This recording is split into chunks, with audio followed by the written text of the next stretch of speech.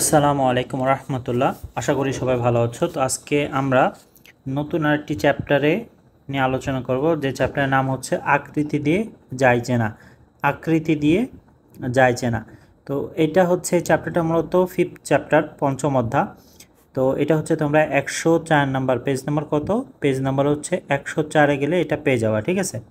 আচ্ছা, তো আকৃতি আকৃতি দিয়ে যাইছে না, এটার মানে কি? এটা হচ্ছে, মনে করো যে তোমার ঘরে, ঠিক আছে, তোমার ঘরের চেয়ার টেবিল, তারপর হচ্ছে ল্যাপটপ আছে বা টিভি আছে, এগুলো তুমি সরাসরি দেখতে পাচ্ছ না, কিন্তু তুমি সেগুলো যদি প্রতিচ্ছবি দেখো, তাহলে সে প্রতিচ্ছবি দেখে কিন্তু চিনতে পারবে, অর্থাৎ ছায়া দেখে চিনতে পারবে, তাই না? তো মনে করো তোমার হচ্ছে ঘরে এরকম লম্বা একটা খাট আছে, ঠিক আছে, লম্বা এরকম একটা খাট আছে। তো এই খাটটা কি করতেছো, খাটটা তুমি দেখতে পাচ্ছ না, কিন্তু ওই খাটের ছায়া কি, খাটের ছায়াটা দেখতে পাচ্ছ, যে এরকম খাটের ছায়াটা এভাবে দেখা যাচ্ছে। তো এটা মনে করো ছায়া। তো ছায়া দেখে কিন্তু তুমি বুঝতে পারবা যে এটা কি, এটা একটা খাট। কেন? কারণ এই ছায়ার, এই তোমার খাটের একটা আকৃতি আছে। যেমন এটা কি, এটা হচ্ছে তোমার খাটের দৈর্ঘ্য, এই পাশেরটা কি, এটা হচ্ছে প্রস্থ। তো দৈর্ঘ্য প্রস্থ দেখে কিন্তু চিনতে পারতেছো, বা আকৃতি দেখে চিনতে পারতেছো যে এটা কি। তো আমাদের যে জ্যামিতি আছে, জ্যামিতির ভাষায় আমরা এইরকম হচ্ছে বেশ কিছু জিনিস দেখে আমরা এটা চিনতে পারি। জ্যামিতির যেসব জ্যামিতিতে যেসব তোমার অংশ আছে, যেমন ত্রিভুজ, চতুর্ভুজ, ঠিক আছে, আয়তকার, এগুলো দেখে আমরা চিনতে পারি। তো এখানে দেখতে পাচ্ছ যে প্রথমেই একটি ছবি দেখা যাচ্ছে।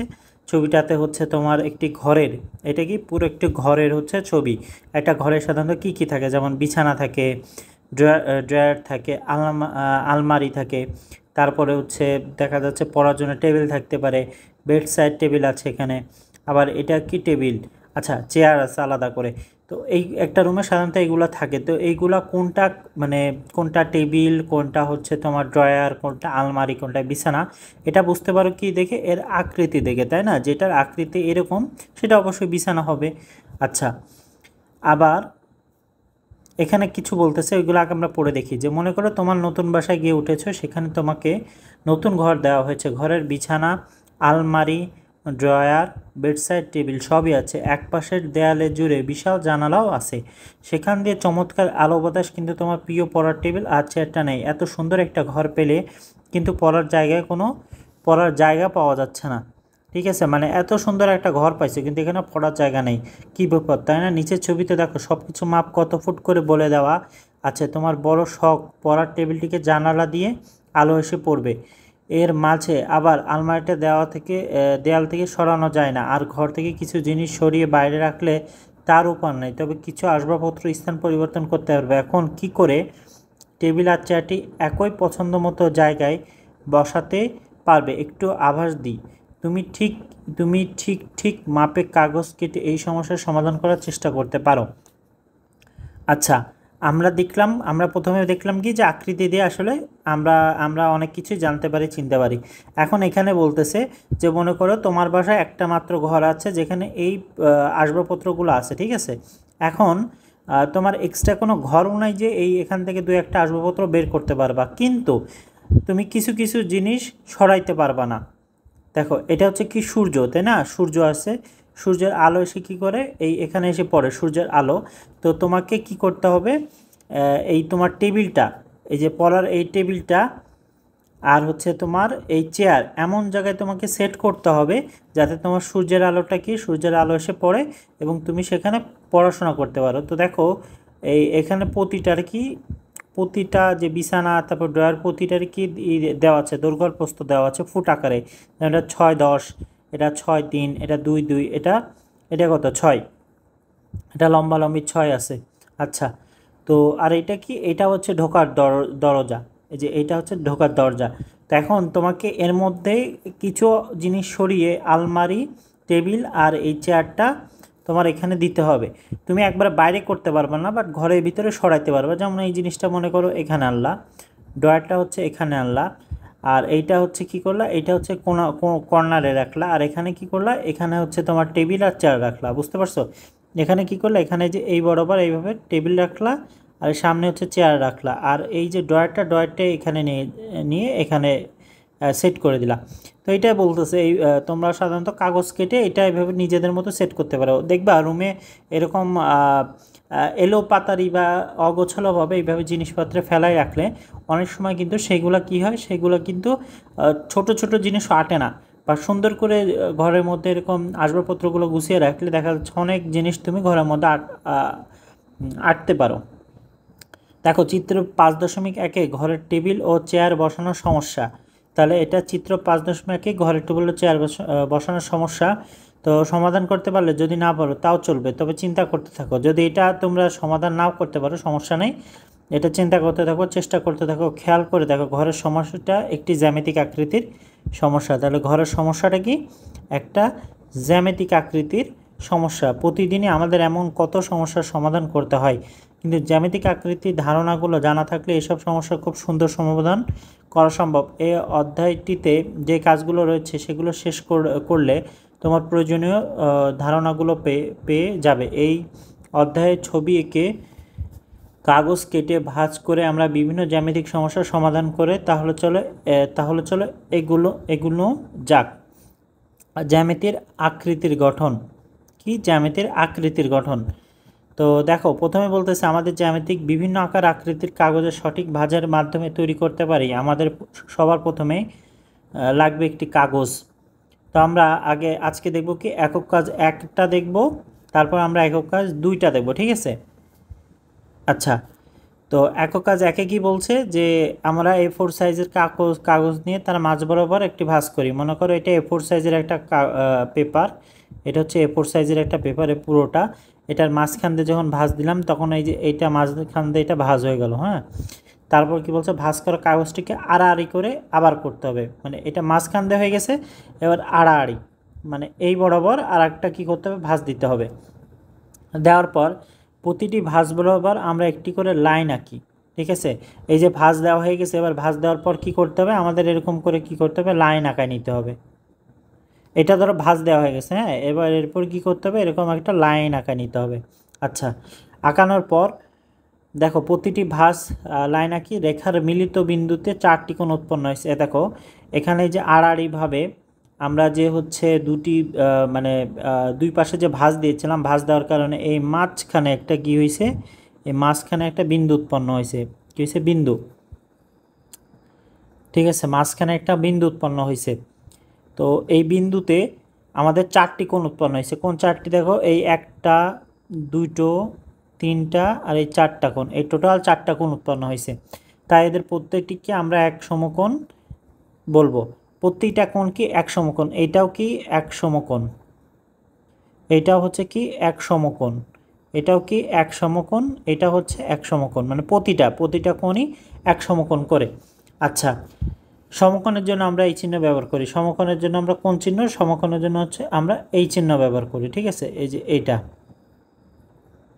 মানে 4টাই কি সমকোণ। আচ্ছা দেখো, চিন্তা করে দেখো ভাঁজগুলো যদি সমান না হয় তাহলে কি হবে? কোণগুলোও সমান হবে না, অর্থাৎ আমরা সমকোণ পাবো না। দুই রেখা ছেদ করে যদি সমকোণ তৈরি করা হয় তবে রেখা দুটিকে পরস্পর লম্বা বলা হয়। দুটি রেখা ছেদ করে যদি সমকোণ তৈরি হয় তবে রেখা দুটিকে পরস্পর লম্বা বলা হয়। পরস্পর লম্বা মানে বুঝতে পারছো?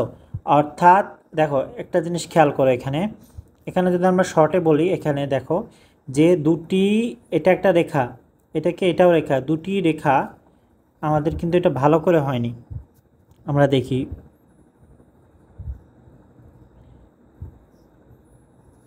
এই দেখো এটা একটু একা বেঁকা হয়েছে, তাও মনে করো দুটি রেখা সমান। এখন এই দুটি রেখা, এরকম দুটি রেখা যদি একটা আরেকটার উপরে যে 90 ডিগ্রি করে কোণ উৎপন্ন করে, এই যে 90 ডিগ্রি করে কোণ উৎপন্ন করে, তাহলে আমরা কি বলবো, সেই দুটোকে কি বলবো, সেই দুটোকে পরস্পর লম্বা বা পারপেন্ডিকুলার বলবো আমরা, ঠিক আছে? পরস্পর দুটো একটি উপরের কি লম্বা। এবার একক কাজ 2 আমাদের কি বলছে, দেখো ধরো একটি রেখাংশ এবি নেওয়া হলো, একটি রেখাংশ কি নেওয়া হলো, এবি।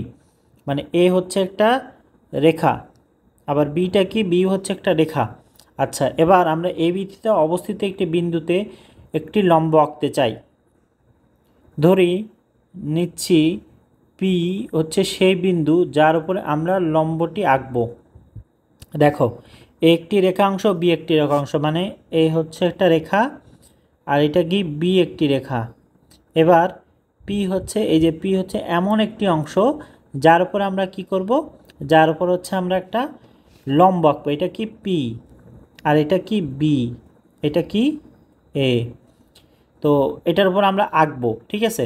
এখন খেয়াল করো যে এবি রেখা আঁকা কাগজটি আমরা চিত্রের মতো এমনভাবে ভাঁজ করি যেন পি বিন্দুতে থাকে, পি বিন্দুতে থাকে।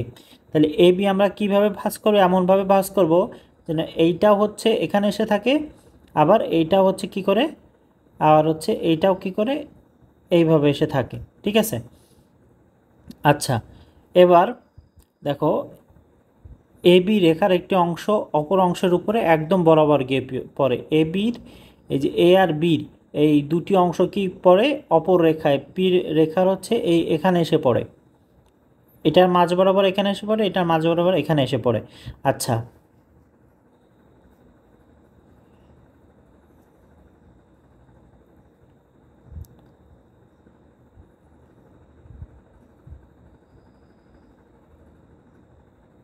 যাই হোক এই বরাবর এসে পড়ে। এখন দেখো বলতেছে ভাঁজ বরাবর একটি রেখা আঁকো। এবার তোমরা সেই রেখার সাথে এ বি এর কোণ পরিমাপ করো, এ বি এর কোণ পরিমাপ করো। আচ্ছা, এবার এ বি সরলরেখাটির উপরে একটি বিন্দু নিই, এ বি সরলরেখাটির উপরে একটি বিন্দু নিই, পি বিন্দু নিই। এই যে এ বি সরলরেখা, এর উপরে পি বিন্দু একটা নিলাম। এবার এ বি রেখা বরাবর রুলারের একটি ধারা স্থাপন করি, মানে এ বি, এই যে এ বি এটার উপর কি রুলার এইভাবে নিই, ঠিক আছে। এটা হচ্ছে রুলার। তো রুলার নেওয়ার পর হচ্ছে আমরা কি করব, আমরা এখানে পি কিউ রেখাংশ আঁকি, পি কিউ রেখাংশ আঁকি, অর্থাৎ এরকম পি, এই পি থেকে উপরে বরাবর একটা কিউ অংশ আঁকি, পি কিউ রেখাংশ আঁকি। তারপর বলছে ত্রিকোণিতে যেহেতু আগে থেকে একটি সমকোণ তৈরি করা থাকে, আমরা সহজে সেই সমকোণটির মতো করে আরেকটি সমকোণ এঁকে নিচ্ছি। তার মানে দেখো যেটা বলতে যাচ্ছে, এইটার উপরে কি বলছে, এটা হাবিজাবি না তাকে এখানে খেয়াল করো তাহলে সহজে বুঝতে পারবা। সেটা হচ্ছে বলতেছে আমরা কি করি, এ এবং এই যে বি, এই এই দুটোর হচ্ছে মাঝখানে কি নিই, পি নামে একটা বিন্দু নিলাম। এবার এই পি বিন্দুতে আমরা কি করব, এই যে তোমরা যে রুলার দেখতে পাচ্ছ, রুলার কিন্তু এইভাবে রুলার দিলে কি 90 ডিগ্রি একটা কোণ উৎপন্ন হয়। তোমরা দেখে থাকবা যাদের হচ্ছে বক্স আছে, ত্রিকোণমিতির বক্স আছে, এইগুলো কিন্তু রুলার বের করলে দেখবে এখানে 90 ডিগ্রি হয়।